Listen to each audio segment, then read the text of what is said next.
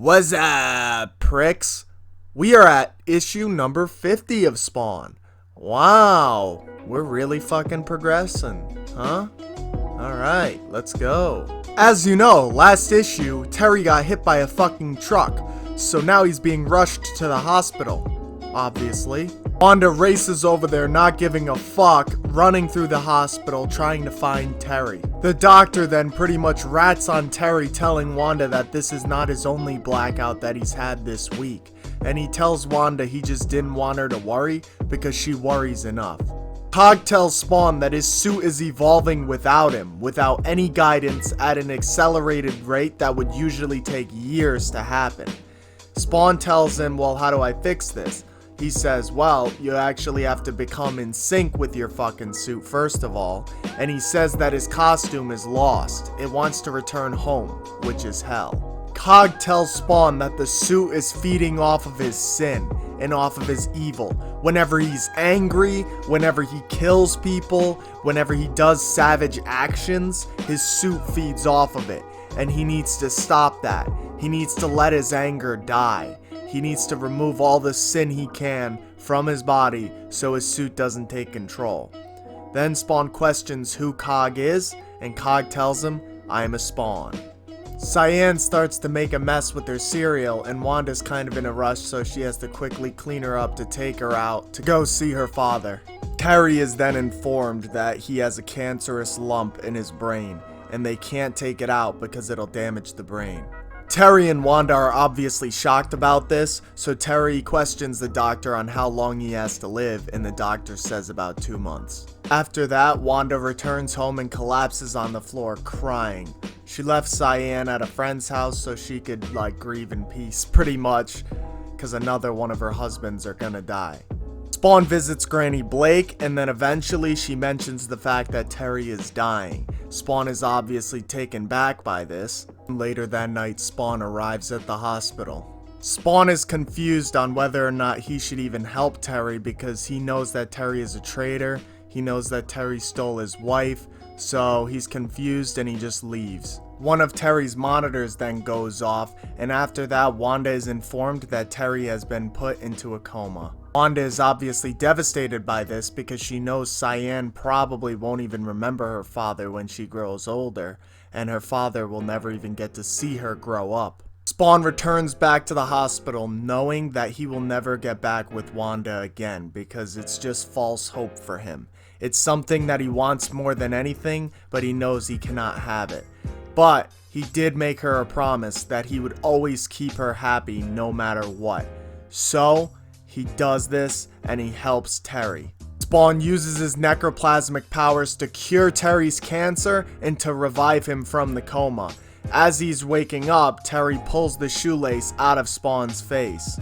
Terry walks out of the hospital room perfectly healthy, holding a fainted Wanda in his arms. As Spawn gets sent down into a tunnel-like void through his green necroplasm, he thinks to himself about the afterlife. How your value can sometimes predict and determine where you will go in the afterlife. How valuable you are to heaven or to hell. The Violator senses that Spawn's gone and is obviously happy about this.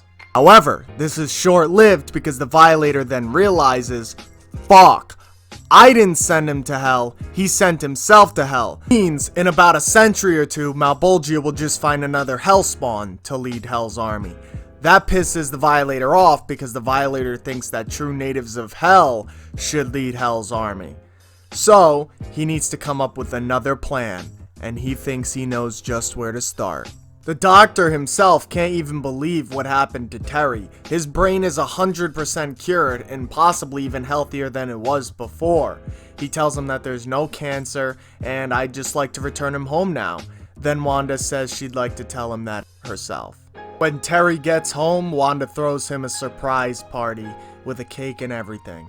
After having an amazing day, Terry winds up waking up from a dream where he thinks about Spawn and how Spawn revived him. He thinks Al as soon as he wakes up. Terry talks to Grandma Blake about the situation and she says, oh, it was Al. I sent him. And he's like, you what? And then she's like, yeah, I can't imagine what it would be like having such amazing power by being one of God's chosen angels. With all sense of time obliterated, Spawn returns to hell. He is immediately attacked by these demonic fucking bee bugs or whatever the fuck they are. Then more creatures come. See, these creatures feed off of necroplasm like it's fucking nectar. So, as they charge at him, Spawn's cape grabs them, but then they burrow themselves into the ground, causing Spawn's cape to get stuck into the ground like a staked tent. Then, a fuck ton of demonic creatures start pulling him down beneath the ground, feeding off of his sweet nectar. As Spawn is on top of a pillar, he thinks to himself, fuck, I deserve this. And then this giant doom-looking motherfucking demon comes out, ready to eat his ass. The creature starts peeling off Spawn's flesh. Spawn then gets pissed off, thinking to himself, you know what? Fuck it. If I'm already in hell, I might as well use my powers. So he creates a giant beam of necroplasm, hitting the creature. The beam was so powerful that it turned the skies green for 100 miles. Spawn's killer instincts kick in, and he goes feral, picking the spike off of the pillar and impaling it through the creature's mouth. After that, Malebolgia is saying that this is all part of his plan. Spawn has picked up one of his new gifts unknowingly, and his plan is going perfectly. After that, the Violator is seen at Cyan's party as being the birthday clown, and he says, I'll see you soon. I'm pretty sure this is just a reference to the Spawn movie. I think that's pretty cool. Alright, that wraps up the beefy issue of Spawn number 50. I hope you guys liked that video. Like it if you enjoyed it. If you didn't enjoy it, holy fuck, dude. What does it take to please you motherfuckers? I don't give a fuck, because you're just a hater, and haters fucking suck cock for a living. Alright? I'll see you guys in the next one. Bye.